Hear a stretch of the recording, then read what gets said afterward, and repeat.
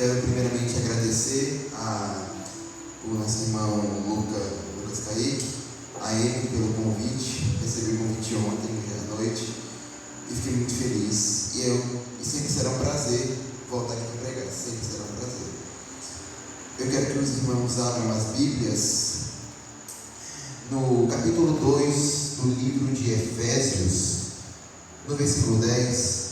Efésios capítulo 2, versículo de número 10, e assim diz a palavra: porque somos feitura sua, criados em Cristo Jesus para as boas obras nas quais Deus de antemão preparou para que andássemos nelas. Podem se sentar. Meus irmãos, a epístola de Paulo para os Efésios, ela foi escrita, se eu não me engano, foi nos anos de 60 a 62 depois de Cristo.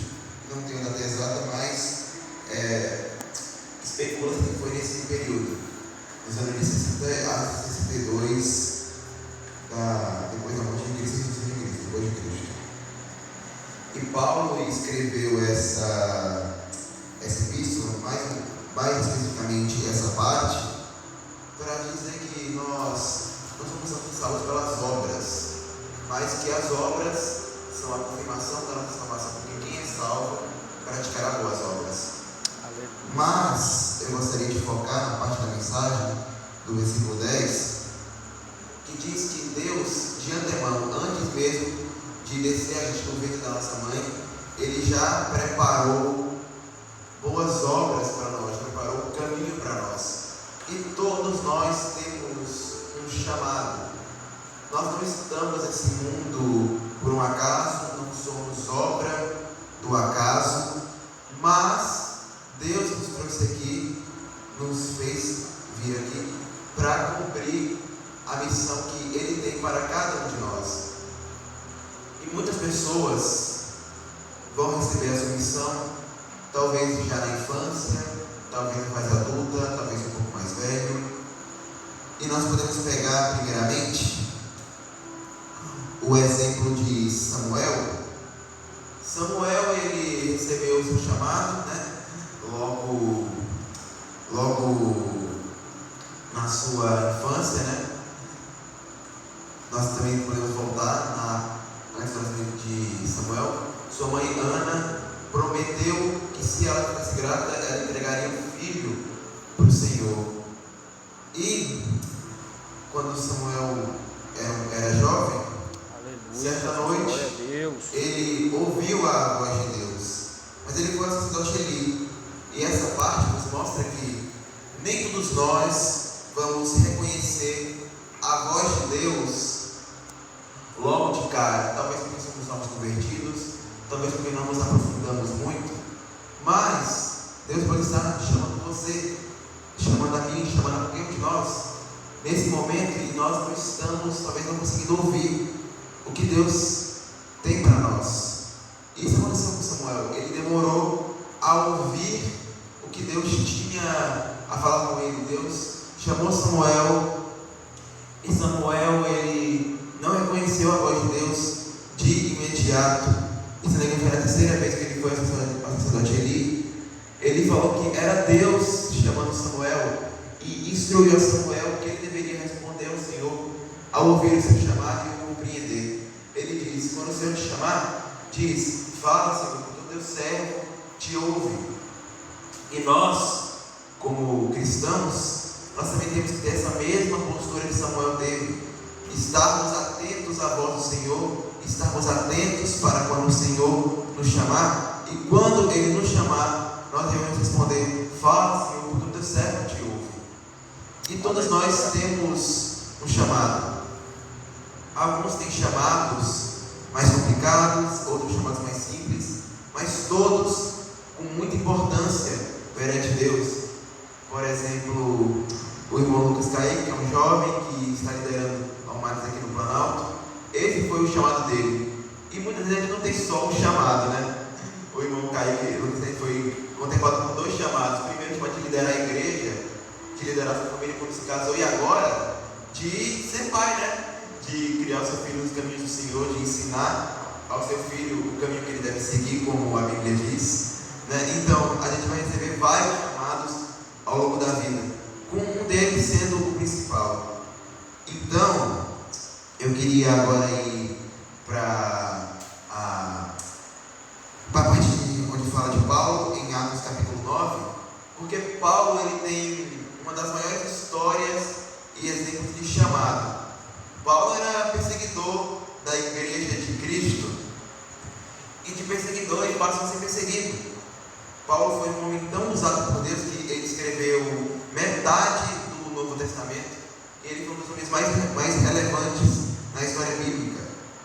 E o apóstolo Paulo, ele mudou da água para o vinho, né? Ele era perseguidor, ele era estudado na lei judaica, e ele perseguia os cristãos, porque naquela época os líderes religiosos acreditavam que quem seguia a Jesus tinha abandonado Deus, porque tinha acabado com os sacrifícios.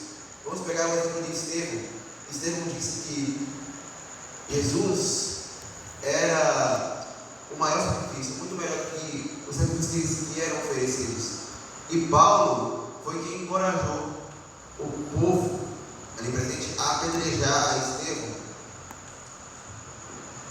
E nós podemos ver que o apóstolo Paulo, ele era um perseguidor, ele perseguia, ele matava, ele ia de casa em casa prendendo, matando quem professava a fé em Jesus. Mas, na sua viagem para Damasco, Paulo teve o chamado que mudou a sua vida.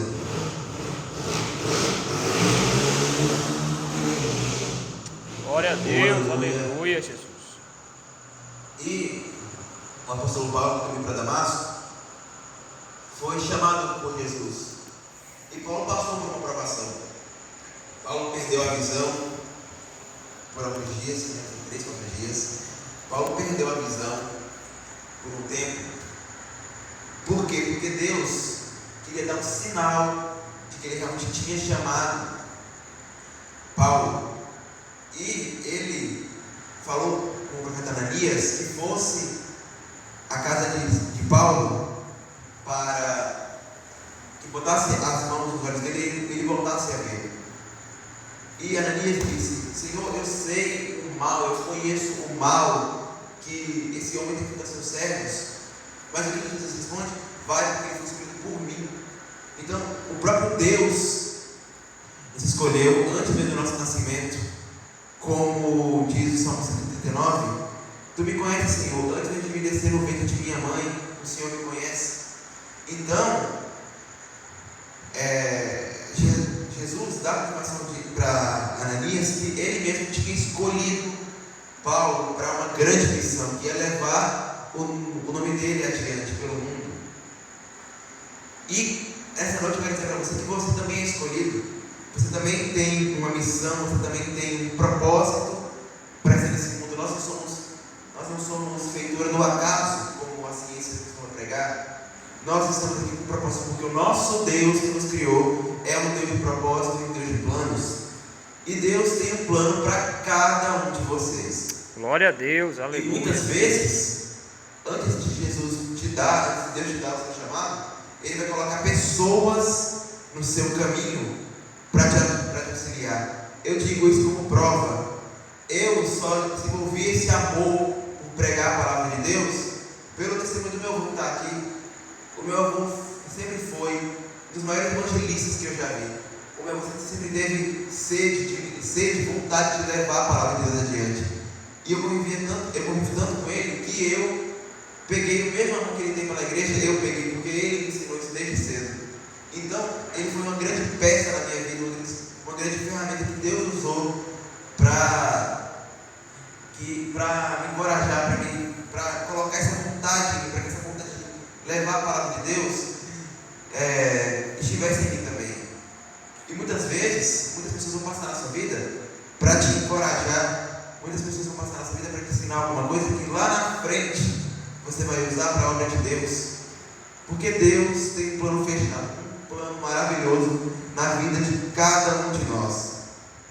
Então eu quero dizer para você nessa noite, eu quero ser breve na minha pregação de hoje. ser breve para não passar da hora, mas eu quero deixar assim para vocês.